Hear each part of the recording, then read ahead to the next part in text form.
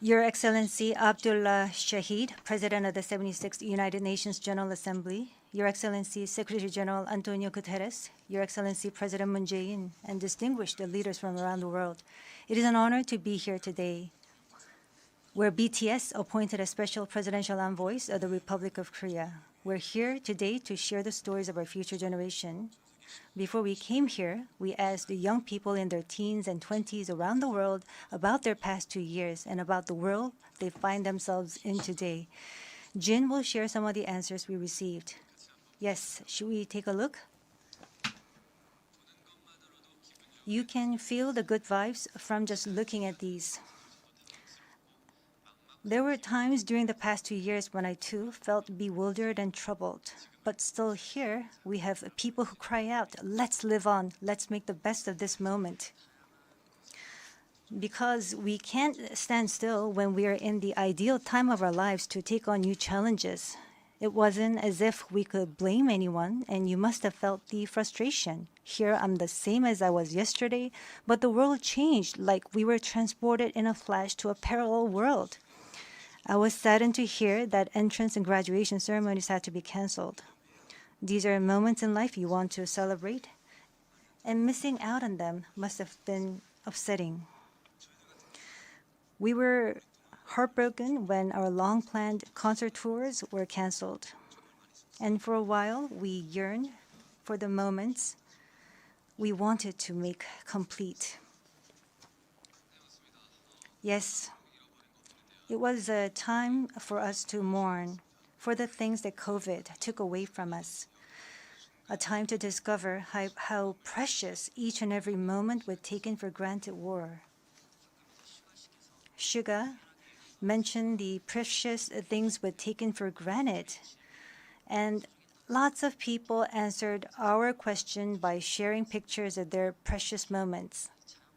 Many people showed how they share their moments with nature.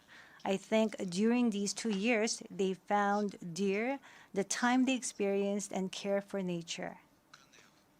Yes, but maybe because we feel an encroaching sense of dread that our time on this earth is limited, we just talked about the things we mourn, and I shudder to think about mourning for the earth.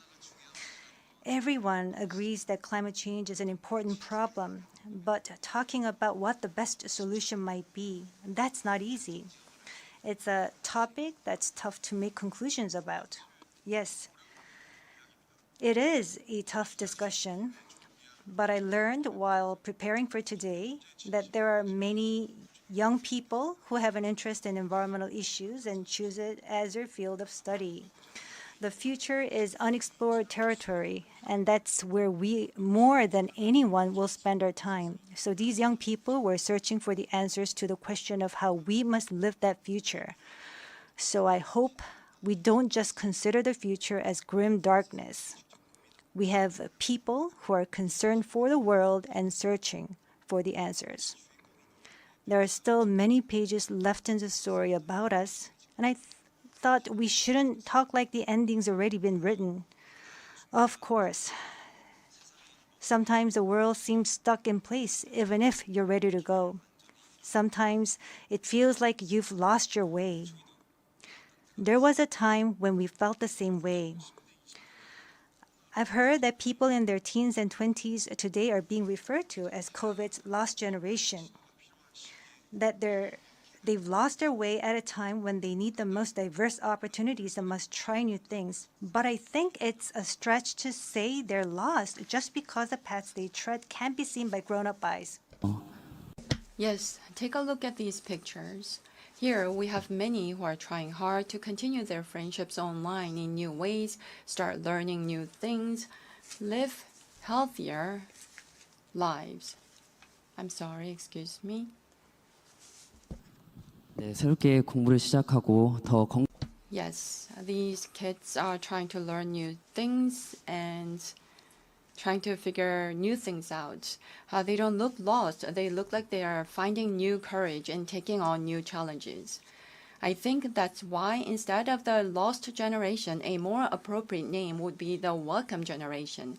Because instead of fearing change, this generation says welcome and keeps forging ahead. That's right.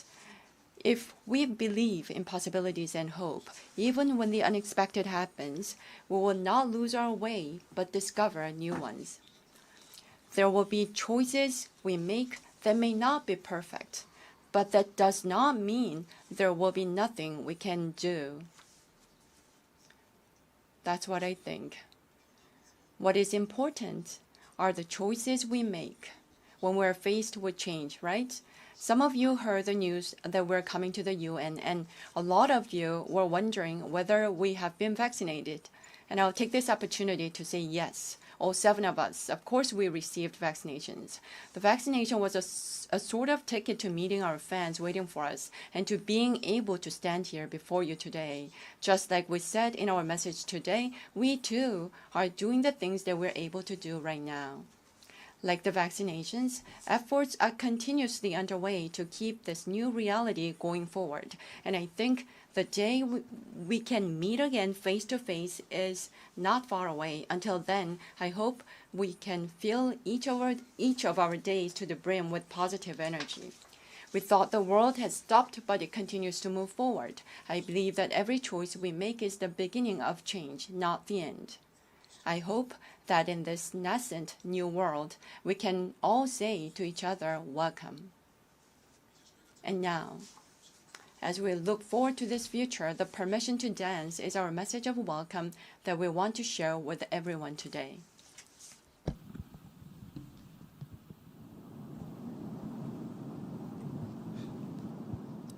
It's a that opinion when your heart's just like a drum, beating louder with no way to guard it. When it all seems like it's wrong, say aloud to Elton John, to that feeling we're just getting started. And when the nights get colder and the rhythms got you falling behind, just dream about that moment when you look yourself right in the eye. Then you say, I wanna dance to music, got me going, and nothing that can stop how we move. Yeah, let's make our plans to live just like a golden and rolling like a dancing force. We don't need to